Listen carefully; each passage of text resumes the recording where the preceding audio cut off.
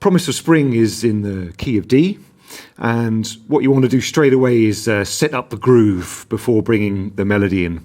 And quite often I do that even before playing a note on the guitar. I'd be thinking about the pulse of the thing, okay? And it's a nice thing to think about before performing in front of people. The last thing you want to do is just pick up the guitar and go straight into it and realise you're playing too fast. And that has happened to me. I learnt the hard way. So just setting yourself up nicely and counting yourself in is really good, because then you have something to focus on instead of being petrified. So I think it's something like that. We maybe sing the melody over the top. It's got the foot going. You know, it's a kind of open finger picking style, and maybe in like the 1960s folk revival kind of thing. There's no muting here. It's just all open. Got my D chord ready. First and third fingers on A and D, like a D fifth chord, and then it's like that exercise I gave you earlier. You're straight in with the groove. And just a continuation of what you heard in your head. You're off. You can take as long as you like before bringing the middle voice in.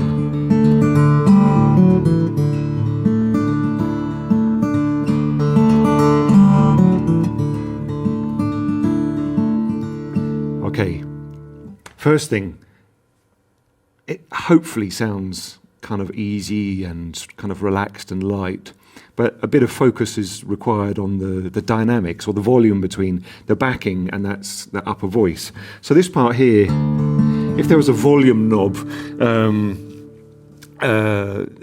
set for the backing part, you know, imagine you had like a 4-channel mixing desk.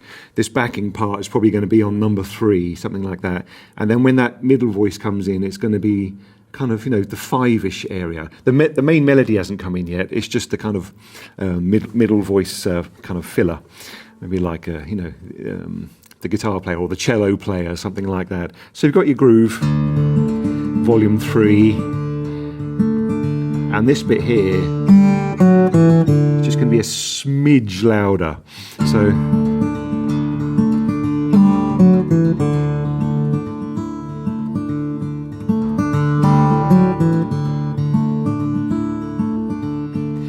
hardest part about that, probably not the melody actually, it's just keeping that groove going with the thumb. As you delve into the music or the tab, you'll realise that the thumb can't do the kind of alternating groove all the time, because you're playing the melody predominantly with the index finger on those lower strings, so they're getting in the way of where the thumb would have been. So you're looking at something like, so this now at that stage it's alternating between the 6th string and the 5th string like that, so there's space for the first finger to play the melody. Hopefully you can see that with all these fancy cameras around. So it's not that, it's that. Okay, back in the groove.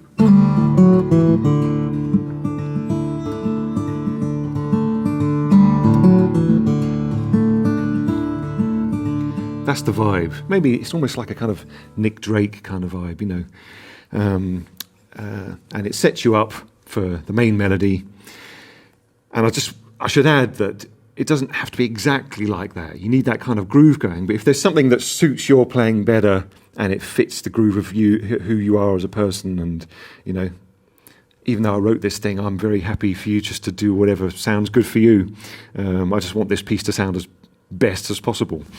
But the melody comes in on this high 5, and it's kind of a cascading melody. It always works down.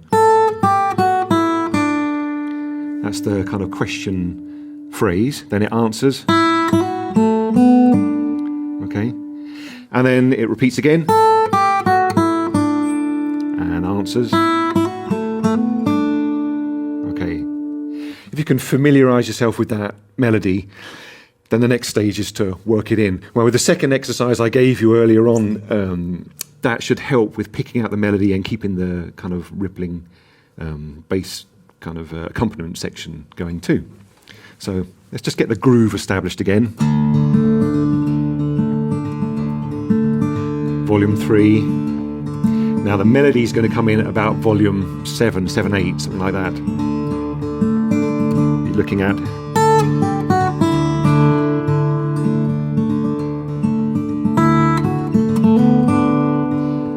So it's almost like the two guitars playing at the same time.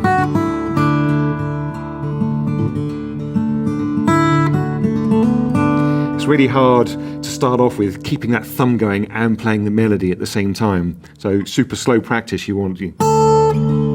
Sorry.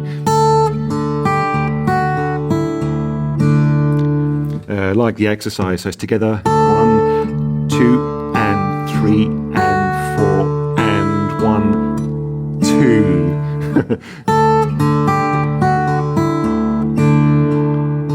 Okay, so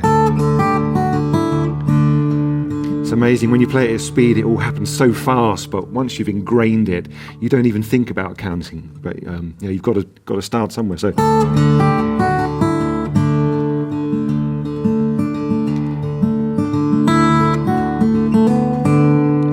that bass is just chugging away. A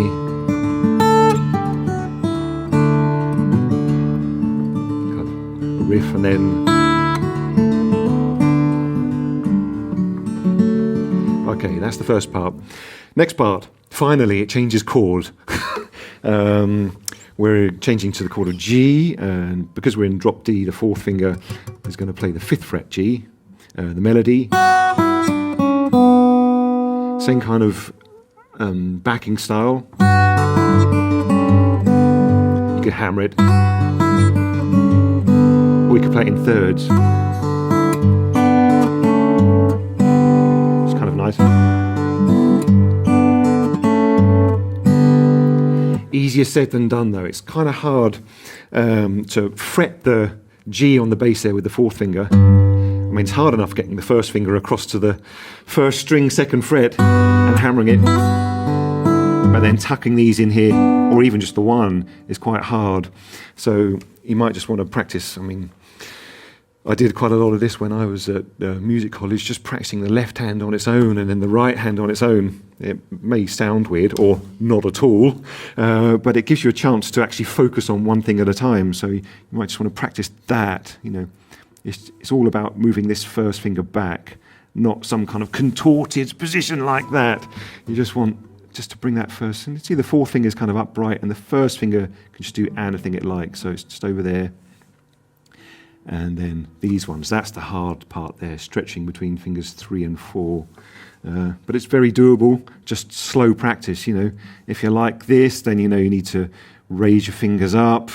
If you're coming over too far, then you're aware of it if you're practicing it on its own without the right hand. And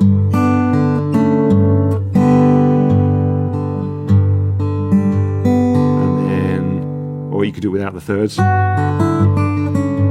Totally fine too. And then E minor, A7, very 1 finger jobs. I'm liking it. E minor, A7, 3rd finger. 3rd finger's nice actually for the A7 because then you just move it up a fret for the D. Let's go through that section in time. So.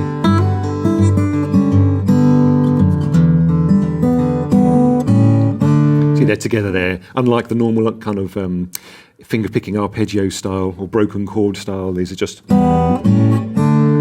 solid. Yeah, thumb, index and middle. Kind of a variation on that opening middle voice, the cello voice.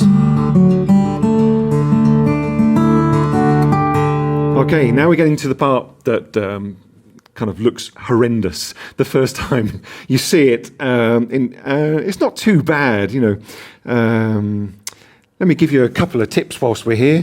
First one is about stretching. I mean, that's kind of hard, stretching. If you're going to use 1st and 3rd fingers, using the 4th finger there is kind of hard to stretch.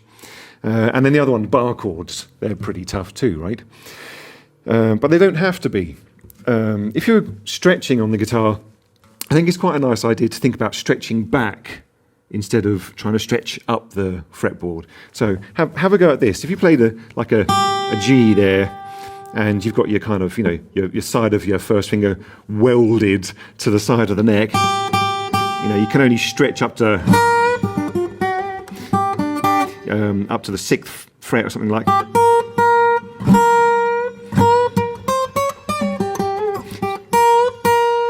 Okay, now try this if you're struggling to stretch.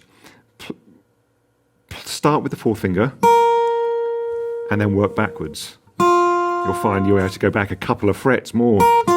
So if you're like A and you need to get up to like the 10th fret or something, in your mind you think about the 10th fret and then not stretching up with your 4th finger, but stretching back with your 1st finger. Then stretching in general for your playing should become a lot easier, right? So instead of that, right, start there and then move back. It's much easier. It is for me anyway. Give it a try. And the other helpful tip is bar chords. So I'm just going to get into standard for a minute. So if you've got a bar chord at the 5th fret, there are 3 exercises. Try this one. You can have the 6th string and the 1st string, but the middle 4 are muted, right? They sound like a goose fart or something. So you've got 6 and 1 sounding quite clean, and the middle 4 are muted. That way you're thinking about stretching with the tip of your 1st finger and the base of the 1st finger. Okay, exercise 2. Fretting the 3rd and 4th strings, still got the bar down, but the outside 4 strings, strings 6, 5, 2 and 1, are muted. So they sound pretty grim, but the middle 2 are quite clean. Okay, so there you're thinking about pressing with the middle part of the finger. Now what I see more often than not is a bar chord like that, where people are playing and then you hear that in the middle, and then the top parts are clean. And then maybe a natural instinct is just to press harder, trying to sound that 3rd or 4th string. But in actual fact, you just need to think about pressing with the middle part of the index finger, as well as the outer parts. So it's an even spread. And then once you're playing by the fret wire, turn your finger around ever so slightly. Then bar chords just shouldn't be a problem. Yeah, I'm not pressing very hard. If you think about it, it's just, that's all you have to press on the guitar. It's just pressing in the right place. Okay, so now back to drop D. So we've got a big fat bar chord of F coming up. Okay, so 2nd finger's on the 3rd string, so it kind of helps with the bar chord, but still you want to think about pressing evenly across all the strings there for that section. So we're alternating between 6 and 4. Melody. So, okay, it moves up to the 5th fret bar chord. I kind of like a kind of a bass riff, something like that, working it. Yeah.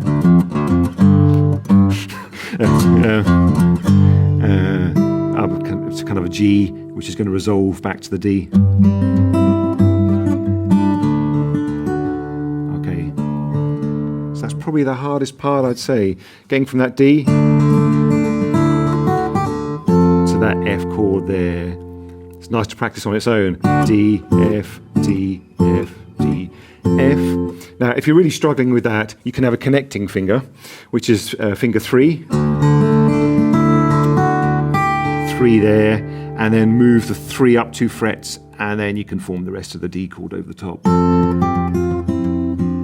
Okay. In practice, that sounds like a good idea, but the reality, I still like using the 4th finger and then just going straight into that chord. But it's personal choice, really, whatever works for you. What you don't want is this. Okay, you can't have that gap there. So, I mean, I love practicing stuff like this, just taking that D chord and the F chord and for it to be seamless. Not... Otherwise your foot's going to be tapping in 13/12 time or something. So it's 17/16. And up the bar. After that, we've arrived at D. D. Still got the alternating thing going. This is just what I do, but you can do what you like. You know, essentially you've got these two notes here, the D and F sharp, fingers 3 and 4, C sharp and F sharp, 6th fret, 7th fret, and then take off the 4th finger, and then D. So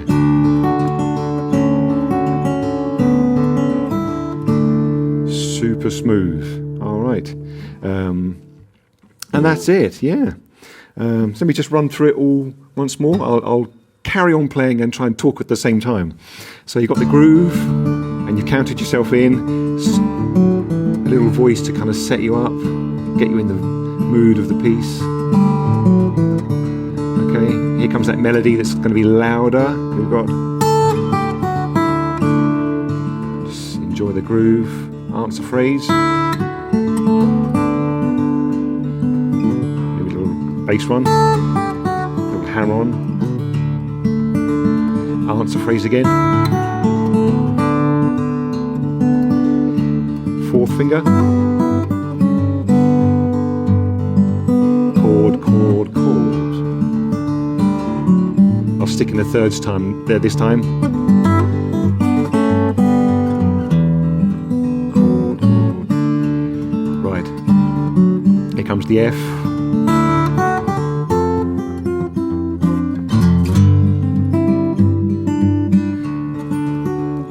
And that part is repeated again. Stop there. Notice the thumb is down, up, down. I'm using the back of the thumb there. Down, up. So back of the thumb. It's kind of nice. And